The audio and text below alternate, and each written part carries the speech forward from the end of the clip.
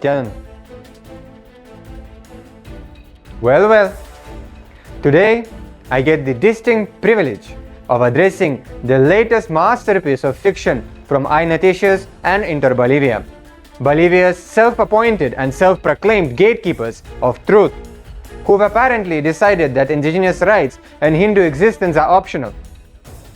What you call as journalism, we call as calculated hit job, dressed up as concern, aimed at indigenous sovereignty and anyone daring to stand with it. Now buckle up, because we're about to dismantle this clown show with facts, wit, and a mirror for your hypocrisy. Now, about KAILASA sovereignty and legitimacy. Let's start with basics. Who died and made iNoticias and Inter Bolivia the arbiters of nationhood? Last time I checked, even the United Nations doesn't get to play the game with red stamp and a gavel. KAILASA ticks every box of Montevideo Convention, be it population, be it territory, be it government, be it ability to enter into international relations, whether you like it or not. And Bolivia has also ratified this treaty which you are talking about, by the way. So maybe crack open a history book before you embarrass yourself further. Your fictitious label isn't just wrong. It is a neon sign screaming to the Hindu diaspora, you don't belong. Cute. Where have you heard this tune before? Oh right, every time someone's warming up for a pogrom. Nice legacy you've been building up there. Now on agreements with indigenous communities. Oh, bless your hearts. Clutching pearls over conservation partnerships between the United States-based Hindu organization and Bolivian indigenous communities. Newsflash! These aren't land grabs. They're agreements that gasp respect. They respect indigenous ownership and sovereignty. The Supreme Pontiff of Hinduism isn't signing anything here. But don't let that stop your little witch hunt against the Hindu leadership. These deals, environmental protection, cultural preservation, and humanitarian aid, stuff you cheer if it came from a Western NGO. But now, when it's Hindus and indigenous folks teaming up, it's suddenly a scandal. The selective outrage is giving a whiplash. Now on financial exploitation fantasy. Payments for land? Try investments in community development and conservation managed by the communities themselves. Because, shocker, indigenous people can handle their own affairs. Your implication that they can't spot a fair deal without your babysitting is big colonial vibes. And while you're obsessing over these consensual partnerships, where is exposed on the extractive industries gutting indigenous lands for profit? Oh right, that doesn't fit the Hindus are the bad guys narrative. Tell me, do you practice the double standards in front of the mirror, or does it just come naturally? Now on indigenous sovereignty and rights. These partnerships honor indigenous sovereignty, written right into the agreements, respecting their autonomy under Bolivia's constitution, Article 30, which says that they got self-determination, and moreover, even the United Nations Declaration backs their rights to global connections. But here you are, acting like they need your permission to pick their friends. That's not journalism, that is colonial flashback, pretending to be a hot take. The real threat to indigenous rights? Your sanctimonious meddling, trying to gatekeep who they can work with. Now, regarding the Supreme Pontiff of Hinduism. The personal attack on the Supreme Pontiff? A masterclass in religious persecution with a side of bad faith. Self-proclaimed guru? His lineage is more than 10,000 of years older than your media outlet, recognized by legit Hindu authorities like the 68 Jagadguru Shankaracharya and over 1,000 other prominent Hindu pontiffs and so many more others.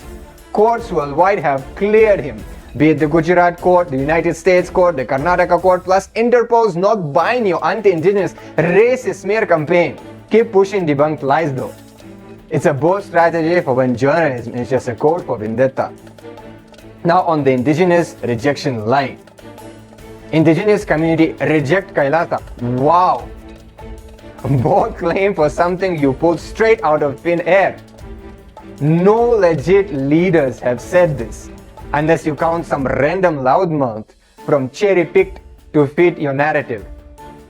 You're not just gaslighting, you are trying to puppeteer indigenous voices into divide and conquer racist tactics and playbook. Classic move. Meanwhile, real communities partnering with Hindus are getting your intimidation threats. Stay classy, Bolivia's finest. Now on the government relations and political controversy. Meeting with officials is controversial now? Someone alert diplomats ever. It's just how the world works. But when Hindus and indigenous groups do it, it's a scandal worth of your breathless headlines. The Supreme Pontiff of Hindus isn't even on this. But why let the facts ruin a good smear? Your double standards so obvious. It's practically a blind board. Westerners can smooth, but brown folks better stay quiet. Now about the environmental protection, not exploitation. Calling conservation partnerships exploitation is so Orwellian, it deserves a standing ovation. These deals protect biodiversity and fund sustainable practices. Meanwhile, you're mute on the mining and logging outfits actually trashing the place. It's almost like you got an agenda. Nah, couldn't be. Surely Bolivia's media darling are above that. Now about the international representation.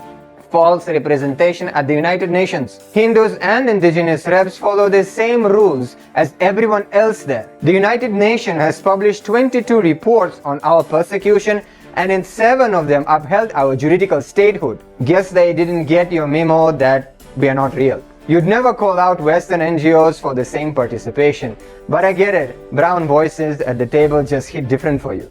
Now regarding the threats, you mean legal notices asking you to stop lying? That's not intimidation, that is accountability. Maybe you should try it sometime. No evidence, no specifics, just vibes. If vagueness were an Olympic sport, you'll take gold. Now about the size and population of KAILASA. KAILASA serves 2 billion born and practicing Hindus globally while having specific citizens. Sorry if that is too nuanced for your headlines. 2 billion inhabitants. A twisted riff of our mission, not censors. And that unknown island of Ecuador bit. Pure fan fiction. Keep workshopping it though. Might take a decent B-movie. Now on unauthorized presence and immigration violations. Visits to indigenous lands. Invited by the folks who own them per their constitutional rights. Immigration violations? Everyone has got their papers. Where is your proof otherwise? Oh right, facts are optional in this saga. Now regarding the carbon markets initiatives. Carbon market exploitation? It's conservation controlled by indigenous communities. Again, they're right under Bolivia's constitution. You're really reaching with this one. Might want to stretch a little more first. What we've got here isn't journalism. It's weaponized nonsense from iNoticias and Inter Bolivia, auditioning as mouthpiece for anti-indigenous, anti-Hindu, racist agendas. Your distortions and fabrications are the opening act to the playbook we've seen before. Smear, dehumanize, repeat. History is taking a note. And spoilers, it doesn't end well for the complicit. To indigenous communities getting this hit, we've got your back. To the world, keep watching. Truth has got a way of outlasting bad headlines.